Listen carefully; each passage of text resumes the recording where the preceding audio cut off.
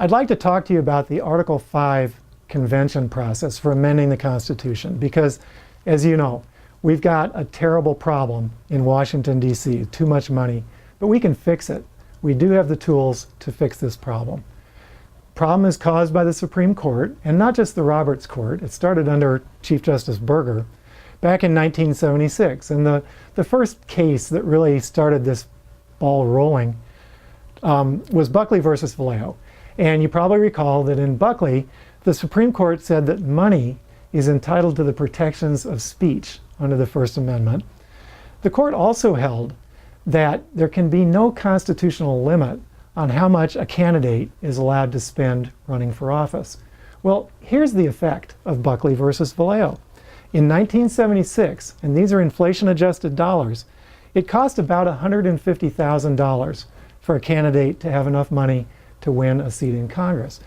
But you can see, because they took the cap off, the expenditure cap was off, you can see that almost every election cycle since then, the number went up and up and up because of the competition to raise more money, because you've got to have more money if you want to get elected.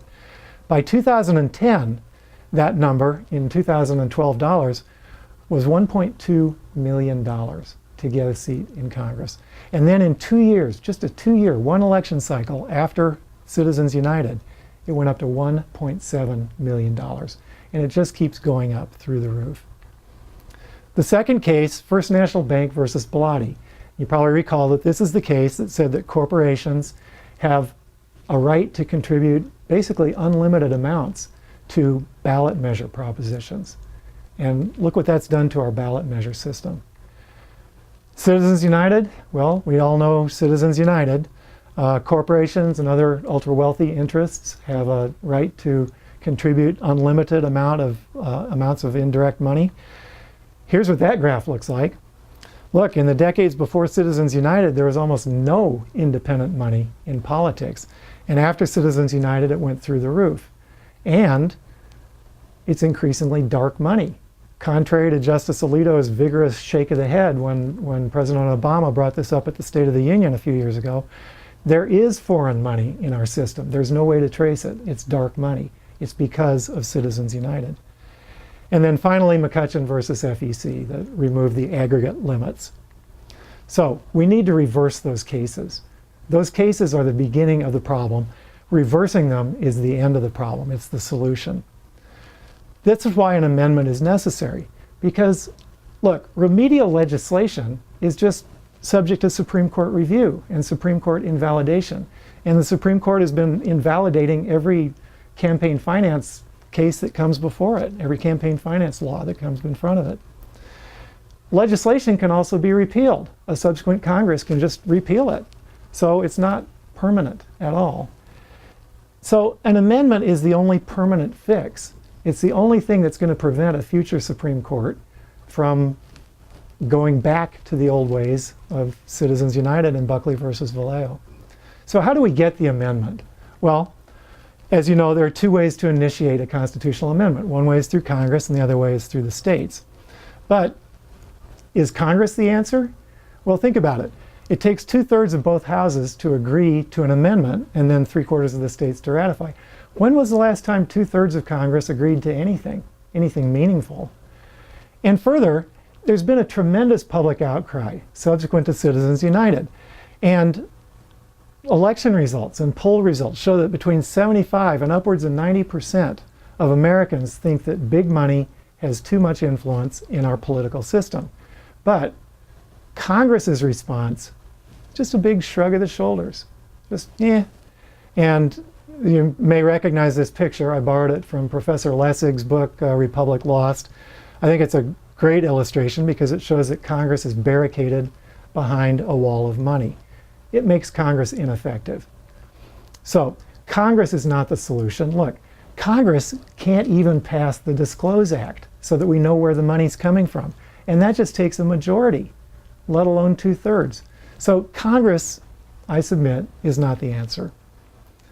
That leaves us with the Article 5 amendment process.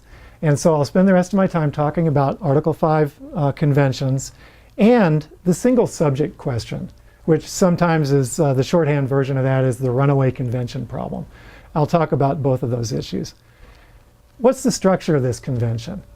Well, first, as you know, judges, if judges were called on to decide this, they'd look at the plain language of Article 5. And so I've distilled it out. This is the language of Article 5 that pertains to the convention. I've removed the language that talks about how Congress can initiate the amendment. And it simply says this. It just says Congress, on the applications of the legislatures of the states, shall call a convention for proposing amendments. And those amendments will be valid as part of the Constitution, but only when ratified by the legislatures in 3/4 of the states or by conventions in the states as Congress may propose. So, very simple process. Step 1, 2/3 of the states, that's 34 states, have to call for the convention. Step 2, the convention is held. Step 3, it takes 38 states, 3/4 of the states, to ratify. And that can either be through the legislatures or through conventions in the states. Another question, who controls this convention? Is it the states or is it Congress? Well, for that, as you know, judges will look at legislative history. So let's take a look at the history. Alexander Hamilton wrote Federalist Paper 85. And in that, he says, under Article 5 of the proposed Constitution, Congress will be obliged on the application of 2/3 of the states to call a convention for proposing amendments. And then he says this. He says the words of this article are peremptory, mandatory. Congress shall call the convention, and nothing in that particular is left to Congress's discretion. So, if we're balancing the powers under the Article 5 convention approach, we see this. The states are in control. Congress has virtually nothing to say about it. And that's as it should be, because Congress is just hobbled. They're disabled by the money that's gotten into the system. That means that delegate selection will be decided by the states. The convention's authority derives from Article 5, but the convention doesn't exist until the states, until 2/3 of the states activate Article 5. The convention is a temporary new institution of government. It's created by a tacit compact among 34 states to write a proposed amendment. The convention can't amend the Constitution itself. All it can do is propose an amendment. It's a task force, and as I'll explain in a minute, it's given a specific task. It has to stick to that task. It's created by the states, it's controlled by the states, and it exists to serve the people when Congress fails to serve the people. Now, skepticism. Well, we've all heard the skepticism about the Article 5 convention. People are worried. They're under the erroneous belief that an Article 5 convention can't be held to a single subject. What they're worried about, the slang term is the runaway convention. Well, I submit that the runaway convention can't happen, and here's why. Let's go back to legislative history. Okay? James Madison, writing in Federalist Paper number 10, says, among the numerous advantages promised by a well-constructed union, none deserves to be more accurately developed than its tendency to break and control faction. The union as a whole can overcome the interests of any special interest group, any faction. And here's how it works in today's world. There are 3 numbers you need to remember, 13, 27, 18. And here's how they fit in. In today's world, 38 states have to ratify any constitutional amendment. And that means that any 13 states can block the amendment. They can block ratification. Or, to put a finer point on it, either chamber of the legislatures in 13 states can block ratification. Okay? So, in today's political world, there are 27 double red states. Those are states where both houses of the state legislature are controlled by Republicans, and there are 18 double blue states. Okay? Takes 13 states to block. So what are the chances that anything crazy can get into the Constitution? Only an amendment with broad cross-partisan support has a chance. And so nothing without that broad cross-partisan support is going to get into the Constitution. In other words, we're not going to have a Constitution that's called for the purpose of overturning Citizens United and have it go off the rails for that reason. Let's look at some more history. I think this one is really telling. Legislative history. So we'll go to the Constitutional Convention in 1787. And you recall that that was 6 years after the Revolutionary War was over. And that was 6 years of unsatisfactory government. So the founders decided to get together and to constitute a new union, to write a new constitution. And of course, judges will look at what they said and what they did during the convention. Well, there's this one event, one proposed amendment that I think is extremely telling on this issue. A state made a motion to amend Article 5 as it was drafted to allow another general convention at some time in the future. That would be a general convention with the power to look at the entire Constitution. They could open up any section of the Constitution they want. And the general convention could propose amendments to the entire Constitution. Well, after deliberation, and that general convention was another word for that. That's a runaway convention, right? After deliberation, the delegates unanimously defeated that amendment. Unanimously. Not even the state that proposed that amendment voted for it. That's because the delegates to the convention did not want a runaway convention. They did not want a general convention in the future.